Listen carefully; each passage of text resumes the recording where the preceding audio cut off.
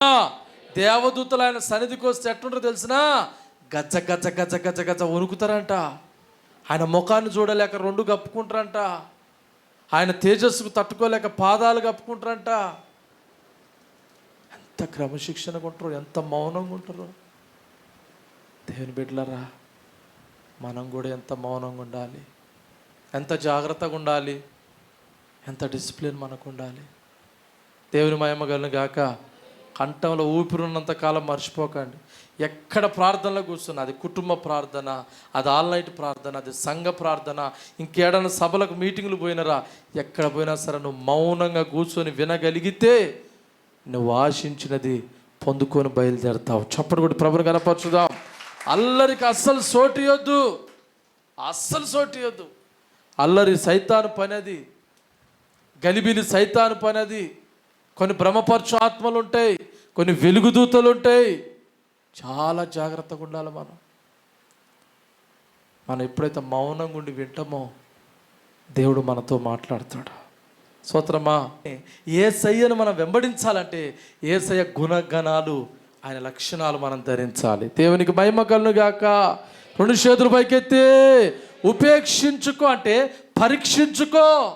ఎక్కడ నిర్లక్ష్యం చేస్తున్నావో, ఎక్కడ బలహీనపడుతున్నావో, ఎక్కడ పడిపోతున్నావో, ఎక్కడ చెడిపోతున్నావో, ఎక్కడ తప్పిపోతున్నావో, ఎక్కడ నిలబడిపోయినావో, ఎక్కడ కూర్చొని పోయినావో నేను ఉపేక్షించుకో, పరీక్షించుకో. అశ్రద్ధ చేస్తున్నావా, అలక్ష్యంగా ఉన్నావా, ఎట్టున్నావో చూసుకో. అలా పరీక్షించుకున్నోడే నన్ను వెంబడించాలి. చప్పటి కొట్టి కట్టుకోసారి. యేసయ్య దేవునికి నీ నరులకు మధ్యలో వచ్చి శిలువ మీద ఎందుకు వేలాడినంటే మనల్ని తండ్రితో ఐక్యం చేయడానికి ఆ శిలువను వాడుకుండా ఆయన. ఆమేన్. ఈ శిలువ, నేను చెప్పే ఈ శిలువ, ఈ శ్రమలు దేని కొరకంటే భూలోకంలో నుంచి పరలోకం చేరడానికి వాడబడేదే ఈ శిలువ. చప్పటి కొట్టి కట్టుకోసారి. ఈ శిలువ పేరే నీతి, ఈ శిలువ పేరే నిజాయితీ, ఈ శిలువ పేరే పరిశుద్ధత, ఈ శిలువ పేరే యథార్థమైన జీవితం.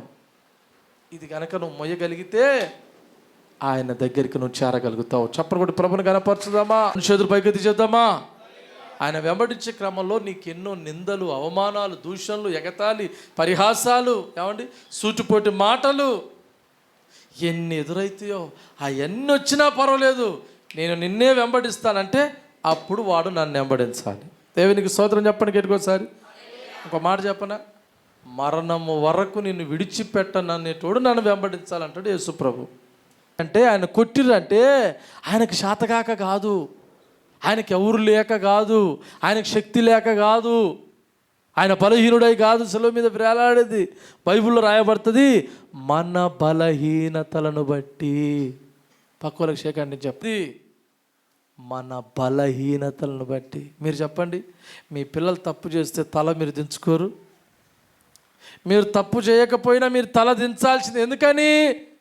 మీ పిల్లలు, మీ రక్త సంబంధులు తప్పు చేశారు, పడిపోయారు కనుక, చెడిపోయారు కనుక తల్లిదండ్రులుగా మీకు విలువ ఉండొచ్చు, మీకు మంచి పేరు ఉండొచ్చు, ఏమండి మీకు మంచి అధికారాలు ఉండొచ్చు, మీకు ఎన్నెన్నో ఉండనియండి.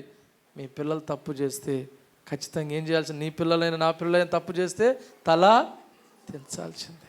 యేసయ్య శిలువ మీద తల ఎందుకు దించాడు, ఎందుకు ఆ మరణానికి అప్పచెప్పబడ్డాడంటే ఆయన పిల్లలమైన మనము బలహీనమైనమాట. ఎంత బలహీనమంటే మనల్ని మనమే అమ్మేసుకున్నామంట. అపవాదికి ఏం చేసుకున్నాం? మన అపరాధముల చేత, మన అవిధేయత చేత, మన పాపముల చేత ఆ సైతానికి అప్పచెప్పేసుకున్నాం మనం. అందుకని వాని చేతిలో నుంచి మనం విడిపించబడాలంటే ఆయన వెల చెల్లించాలి. అందుకే ఆయన శిలువ మీద వేలాడవలసి వచ్చింది.